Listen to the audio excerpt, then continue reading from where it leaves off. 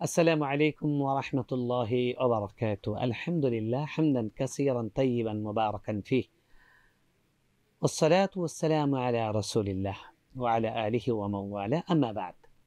প্রিয় দর্শক, আপনাদের সবাইকে মাহে রমজানের পবিত্র এই সময়ে, মোবারক দোয়া কবুলের এই সুবর্ণ সময়ে স্বাগত জানাচ্ছি। দৈনিক আমার দেশের মাহে রমজানের বিশেষ আয়োজন রমজানের আমলে আজকে আমরা একটি গুরুত্বপূর্ণ এই সময়ের জন্য, বরং বলতে গেলে এই সময়ের সবচেয়ে গুরুত্বপূর্ণ নসিহা, সবচেয়ে গুরুত্বপূর্ণ আমলে আমরা কথা বলার চেষ্টা করব ইনশাআল্লাহ। সেটি হলো কিভাবে আমরা রমজানের শেষ দশককে কাজে লাগাবো। রমজানের শেষ দশককে সর্বোত্তমভাবে কাজে লাগানো, এটাও রমজানের একটি বিশেষ আমল।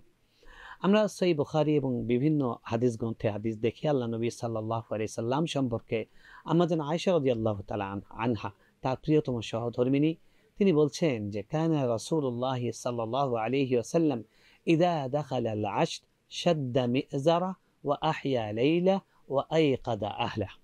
আল্লাহ নবী সাল্লাল্লাহু আলাইহি সাল্লাম যখন রমজানের শেষ দশক প্রবেশ করত, তখন তিনি তিনটা কাজ বিশেষভাবে করতেন।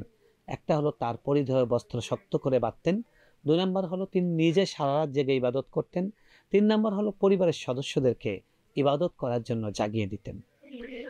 এই হাদিস থেকে আমরা যেটা বুঝতে পারি ওভারঅল, যে রমজানের শেষ দশকে প্রথম 20 দিনের তুলনায় আমল বেশি করা।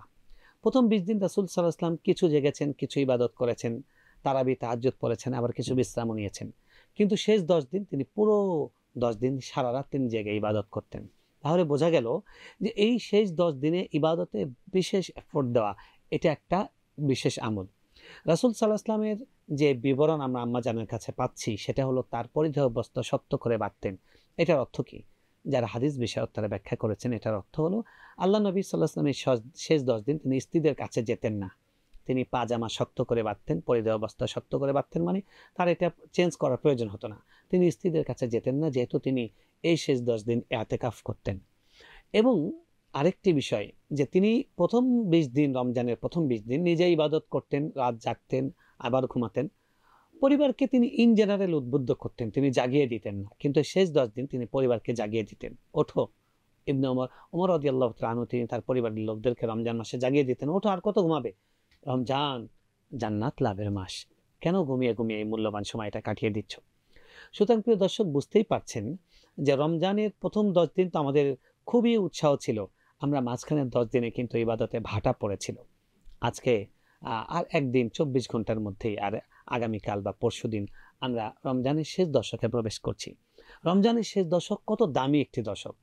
আপনি সব কিছু, আমরা বলি যে ওস্তাদের মায়ের শেষ রাতে, একটা কথা আছে। আরেকটা কথা আছে, শেষ ভালো যার সব ভালো তার, এটা প্রবাদ বাক্য।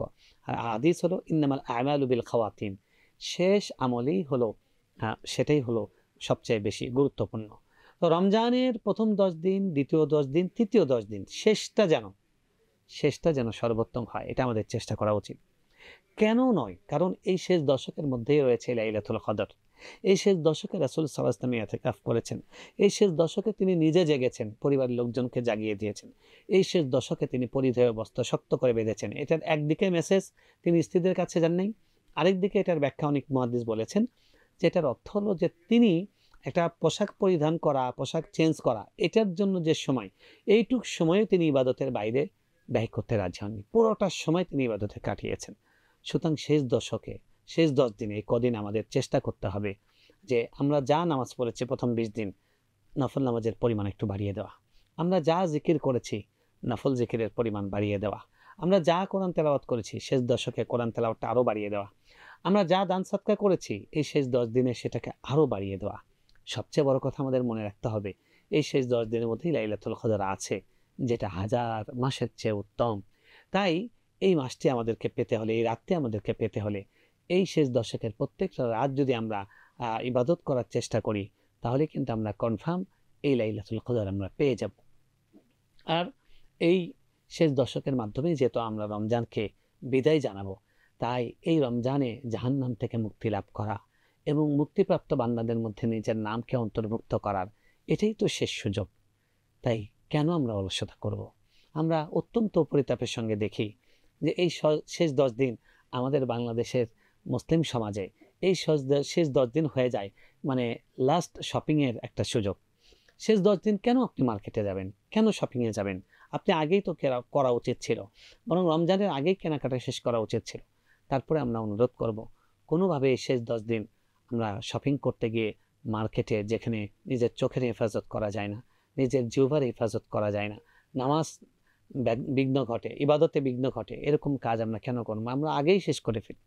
আমি বলবো যে আজকে যেন আমরা যা বাকি আছে সেটা শেষ করি। শেষ দশকে যেন আমাদেরকে শপিং এবং মার্কেটে না যেতে হয়।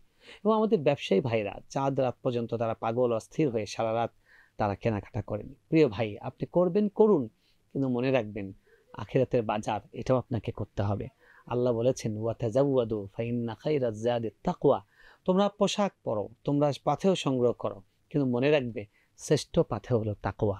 আর আল্লাহ বলেছেন, খুযু যিনাতাকুম ইনদা কুল্লি মসজিদ। তোমরা নামাজের সময় তোমরা সুন্দর পোশাক অবলম্বন করো। আবার আল্লাহ বলেছেন, ওয়া লিবাসুত তাকওয়া যালিকা খায়র। আর তাকওয়ার পোশাক সেটাই হলো উত্তম। সুতরাং শেষ দশকে আপনারা বিজনেস করছেন, ভালো কথা। আপনি একটু চিন্তা করুন, রমজানের প্রথম 20 দিনের তুলনায় আপনার কোন ইবাদতটা একটু বেশি হবে। শেষ দশকে আপনারও ইবাদত বাড়ানোর চেষ্টা করুন। আসুন না আমরা এই শেষ 10 দিনে সর্বোচ্চ ইবাদত করে জান্নাত কেনার চেষ্টা করি, জাহান্নাম থেকে মুক্তি পাওয়ার চেষ্টা করি। এবং আল্লাহর কাছ থেকে হতে পারে এই রমজানটা আমাদের জীবনের শেষ রমজান। কত মানুষ আছে যারা গত রমজানে ছিলেন এবং তারা আশা করেছিলেন, পরিকল্পনা করেছিলেন এই রমজানে তারা আরও এটা করবেন, আরও এটা করবেন, কিন্তু তারা কিন্তু এই রমজান পাননি। তো আপনি আমরা কেউ জানি না এর পরবর্তী রমজান আমরা পাবো কি পাবো না। তাই আমাদের কর্তব্য এই রমজানটাকেই জীবনের সেরা এবং শ্রেষ্ঠ রমজান বানাবার চেষ্টা করা। কারণ হতে পারে এই রমজান আমার আপনার জীবনের শেষ রমজান হয়ে যাবে। এবং আমাদের এই কদিনের মধ্যে বিশেষ করে অন্যান্য আমলের সঙ্গে আমি বিশেষ করে গুরুত্ব দেব দোয়াটাও বেশি করা, বেশি জাহান্নাম থেকে মুক্তি, জান্নাত লাভের জন্য দোয়া করা। আর বিশেষ করে মজলুম মুসলমান, ফিলিস্তিনে আবার হায়নার হামলা শুরু করেছে। ভারতে মুসলমানরা ভালো নেই, চীনের উইঘুর মুসলমানরা ভালো নেই, কাশ্মীরের মুসলমানরা ভালো নেই, রোহিঙ্গা মুসলমানরা ভালো নেই। অনেক মানুষ নিপীড়িত, নির্যাতিত আছে। তাদের জন্য আমরা এই শেষ দশকটার বিশেষ সময়ে দোয়া করতে পারি। আর আমরা নিজেদের জন্য, দেশ, জাতি এবং উম্মার জন্য দোয়া করতে পারি।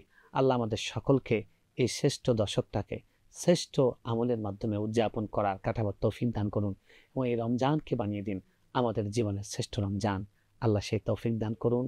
ওয়া আখিরু দাওয়ানা আনিল হামদুলিল্লাহি রাব্বিল আলামিন।